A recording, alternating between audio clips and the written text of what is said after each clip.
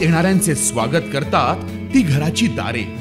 आपले घर, बंगला, ऑफिस, फार्म हाऊस यासाठी सुंदर डिझाईन केलेली jumbo French door, safety door आणि तीही 18 गेज GI सेक्शन मटेरियल वापरून आणि 80 मायक्रॉन पावडर कोटिंग केलेली, संपूर्णपणे मेंटेनन्स फ्री.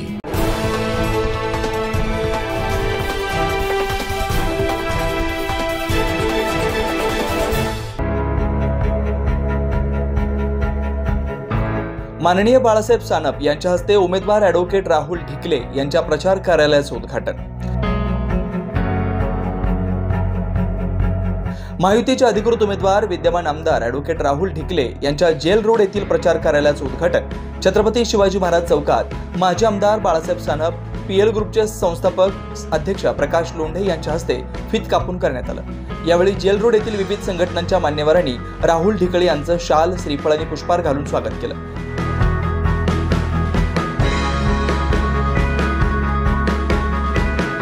यावेळी प्रमुख मान्यवरांनी उमेदवार ढिकले यांनी पूर्व मतदारसंघात केलेल्या विकास कामांची माहिती दिली. राहुल भाऊने केलेलं काम हे आपल्या समोर आहे.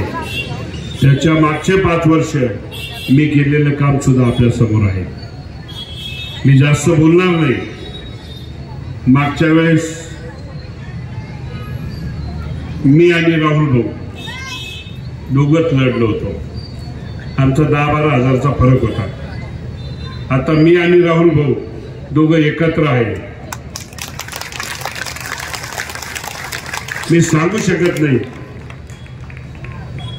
या उत्तर महाराष्ट्रात आणि आपल्या पूर्णपणे जिल्ह्यामध्ये 1 नंबरच्या मताने राहुल भाऊ ढिकले नक्की विजय होतील याची मला पूर्णपणे खात्री आहे. या मतदारसंघामध्ये मी 9ला लढलो, मी 14ला लढलो, 19ला लढलो. परंतु आता यावेळेस राहुल भाऊनी चांगलं काम केलेलं आहे. त्याला संधी दिली पाहिजे म्हणून आम्ही दोघं एकत्र बसलो. अनेकांची इच्छा होती, विरोधी पक्षाची इच्छा होती की या दोघात एकाला तिकीट मिळालं की आपल्या तुतारीकडे येईल.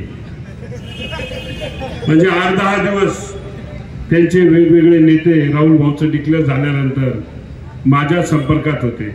त्यांना मी सांगितलं मला काही लढायचं नाही, माझी तब्येत बरी नाही, माझ्या कुटुंबाने मला लढायला नाही सांगितलं. परंतु खरी गोष्ट अशी होती की आम्ही दोघं एक दिवस एका गाडीमध्ये मुंबईला गेलो. हे कोणाला माहीत नाही. आमचे नेते आदरणीय देवेंद्रजी फडणवीस, गिरीश महाजन हे फक्त नाशिकमध्ये विजय सानेंना माहीत होतं. आम्ही गेलो मुंबईला. म्हणलं आम्ही दोघं एकत्र आलेलो आहे, तुम्ही ज्यांना द्याल त्यांना आम्ही निवडून आणू. नंतर मी विचार केला त्याला आपण जर लढलो, आपल्याकडे पैसे नाहीये आणि आपण पैशाला पुरं नाही पडणार.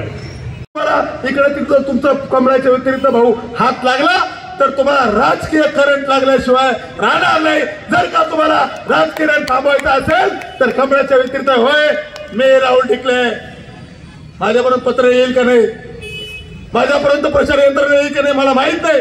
ही वेळ आपण साधायची आहे आणि कमळाच्या व्यतिरिक्त तुमचं बटन पुढे दाबणार नाही. मी माझ्या इतरांची गॅरंटी देणार नाही, पण माझ्या रिपब्लिकन पक्षाच्या कट्टर कार्यकर्त्याची गॅरंटी देणार आहे का तो माझा कार्यकर्ता जिद्दीने उठणार आहे, स्मरण करणार आहे, संविधानाला मारणारा माझा कार्यकर्ता आहे, उठेल आणि सकाळी आपलं तोलाचं परिवारासह मतदान करील. मग बघतो आम्ही आमचा कसा राहुल भाऊला गेल्या वर्षापेक्षा कसा लीड जास्त मिळत नाही याची दक्षता घेण्यासाठी आम्ही सज्ज झालो आहोत. जय महाराष्ट्र, जय भीम आणि जय संविधान म्हणायला लाजायचं नाही. रिपब्लिकन पक्ष आणि राहुल ढिकलेच्या नादाला लागायचं नाही. धन्यवाद. जय महाराष्ट्र. प्रचार कार्यालयाच्या उद्घाटन कार्यक्रमाच्या माध्यमातून महायुतीच्या घटक पक्षांनी एकत्रित येऊन उमेदवार ॲडव्होकेट राहुल ढिकले यांच्या विजयासाठी निर्धार व्यक्त केला. यावेळी डॉक्टर बाबासाहेबांनी आपल्याला जो हक्क दिला त्या आधारे आपण जग बदलू शकतो. तो हक्क म्हणजे मतदान आणि आपला हक्क सर्वांनी बजावावा असं आवाहन उमेदवार ॲडव्होकेट राहुल ढिकले यांनी केलंय. आपल्याला सगळ्यांना माहिती आहे की काम करत असताना ग्रामीण भागापासून तर शहरापर्यंत सर्व क्षेत्रांमध्ये काम करायचा मी प्रयत्न केला. मखमलाबाद, मसरूळ, आडगाव, नांदूर, मनोर या भागात शेतकऱ्यांचे मळे तिथले रस्ते करायचा प्रयत्न केला, तिथल्या मोऱ्या करायचा प्रयत्न केला. स्टुडंटसाठी आपण मेडिकल कॉलेज आणि हॉस्पिटल जे आहे ते उपलब्ध करून दिलं. 2 वर्षात जेव्हा मेडिकल कॉलेज होईल तेव्हा नाशकातल्या एकाही रुग्णाला मुंबईला इलाजासाठी जायची गरज पडणार नाही. परवा मोदीजी आले, उद्धव व्हायचं काम या IT सेक्टरमुळे होईल. आपल्या सगळ्यांना माहिती, आपण श्रीरामाची मूर्ती सर्वात मोठी महाराष्ट्रातली उभारली, परंतु फक्त मूर्ती उभारून तिथे थांबलं नाही. मी जेव्हा तिथे गेलो आणि लोकांशी चर्चा केली तेव्हा आमच्या रिक्षावाल्यांचे जे बिझनेस आहे ते त्रिपट वाढले.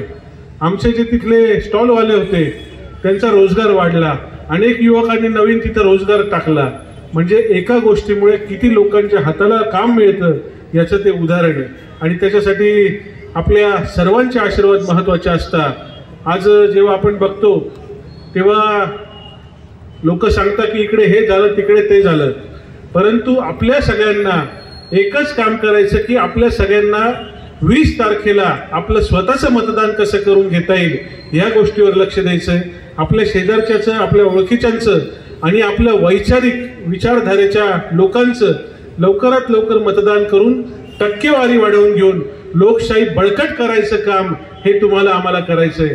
मग आमच्या भारतभाईंनी सांगितलं की मी रामाचा पण आहे आणि मी भीमाचा पण आहे. भारतभाई, मी राहतो काळा राम मंदिरासमोर, त्याच्यामुळे ते संस्कार, ते भजन, ते कीर्तन ऐकत मी मोठा झालोय. परंतु मी जो कायदा अभ्यासलाय तो लिहिला बाबासाहेबांनी आहे. जी घटना अभ्यासली आहे ती लिहिली बाबासाहेबांनी आहे. आणि बाबासाहेबांनी आपल्याला सगळ्यात महत्वाचं एक असा हक्क दिलाय ज्याच्याद्वारे आपण जग चेंज करू शकतो. तो हक्क म्हणजे मतदान. आणि ते मतदान जे आपल्याला दिलंय त्याच्यात आपण पुढचा आपला उमेदवार असेल, पुढचा आपला प्रतिनिधी असेल, पुढचं आपलं राज्य कोणी करायचं हे ठरवतो. त्याच्यामुळे बाबासाहेबांनी जो हक्क दिलाय त्या हक्काचा कोणीही ते अपमान करणार नाही. तो हक्क तो डोळसपणे बजावेल. कोणीतरी 20 दिवसात येईल आणि आमचा हक्क विकत घेईल अशी भारतीय जनता नाही, एवढी दूध खोळी नाही, एवढी वेळी नाही. आणि त्याच्यामुळे बाबासाहेबांनी जो हक्क दिलाय त्या हक्काचे परिणाम येत्या 23 तारखेला समोरच्याला आपण दाखवून देऊ एवढंच सांगतो. आणि माझ्यानंतर आता फक्त 20-25 मिनिट. या उद्घाटन सोहळ्याच्या अध्यक्षस्थानी माजी आमदार बाळासाहेब सानप होते, तर विजय साने, मंडळ अध्यक्ष शांताराम घंटे, प्रकाश लोंढे, संजय भालेराव, रामबाबा पठारे, भारत निकम, समीर शेख, संतोष कांबळे, शशुभाई उन्हवणे, माजी नगरसेवक दिनकर आढाव, अनिता सातभाई, सूर्यकांत लवटे, उद्धव निमसे, विशाल संगमनेरे, शरद मोरेसर, रमेश धोंगडे, राजेश आढाव, संभाजी मोरुजकर, पंडित आवारे, शिवाजी भोर यासह पदाधिकारी कार्यकर्ते मोठ्या संख्येने उपस्थित होते. प्रतिनिधी वैभव घुगे.